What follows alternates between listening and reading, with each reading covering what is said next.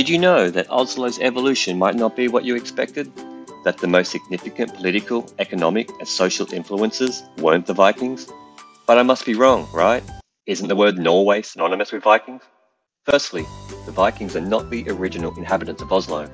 Norway has had an indigenous nomadic population for over 10,000 years called the Sami. In contrast, the Vikings were agrarians. For defensive purposes, they built their farms and town along the fertile Oslo fjord. The Vikings named the city Oslo. The settlement consisted of a defensive circular wall with a longhouse at its heart. The longhouse functioned as a palace, judiciary, and social centre. It even housed a pub.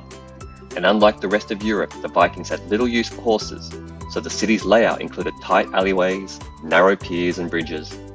After the fall of the Vikings to Christianity, Oslo grew from a small agricultural town into a thriving but overcrowded religious administrative centre.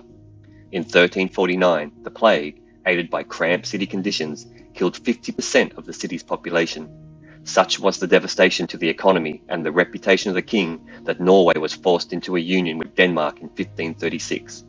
At first, Denmark imposed little control over the design of Oslo, until, like many medieval towns of the time, a fire in 1624 burnt large parts of the city. After the fire was extinguished, the citizens wanted to rebuild Oslo where it had burnt and in their preferred style, wood. But King Christian IV of Denmark, a true Renaissance man, saw a blank canvas and had big plans for Oslo, including changing the name to Christiania.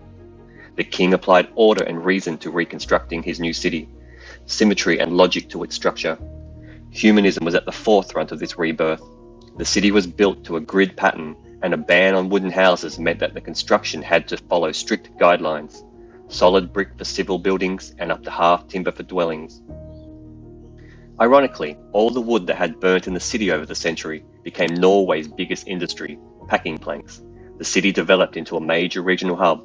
Ports became lined with planks, and the city centre was bathed with Baroque-styled art galleries, concert halls, and monuments.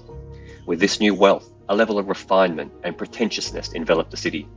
In the Napoleonic Wars, Denmark sided with the French, resulting in Norway being ceded to Sweden after Napoleon's loss.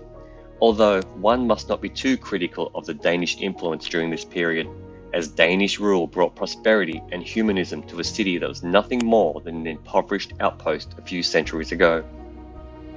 Following Denmark's departure, Norwegians felt a wave of nationalism and romanticism, receiving its own constitution, parliament, and a university. The main street was redeveloped into a wide boulevard with opulent civic buildings on either side and the new royal palace at the end. In 1905, Norway shook off the Swedes, and in 1925, Christiania was reverted to Oslo. The town hall employed a modernist city planner named Harald Holes, who redesigned Oslo using Howard's approach. The design included a ring road, modernist apartments, and a law called the Marka Law that protected wilderness around the city's circumference. A great idea for the time, but today sees Oslo having some of the worst urban sprawl in Europe as growth is forced along corridors. After being occupied by Germany in World War II, Norway discovered oil, changing the landscape of Oslo from a run-down post-war city into one of the most affluent social cities in the world. With the oil money, Oslo city planners implemented a detailed Charter of Athens concept. Grand new citywide civil projects, social housing, metro networks, and road tunnels were built. With prosperity also came a desirability to live in Oslo, and today the city has some of the most vibrant multicultural neighborhoods in Europe. However, the Norwegian government had the foresight to see that global oil appetite would one day run out, and so today Oslo is embarking upon becoming a sustainable green city. We now see that the Vikings' impact on modern Oslo isn't as influential as Denmark's. We understand that Norwegians have struggled with foreign powers imposing rule on their urban landscape. Still, the most considerable influence on all aspects of modern Oslo is something much more recent: oil.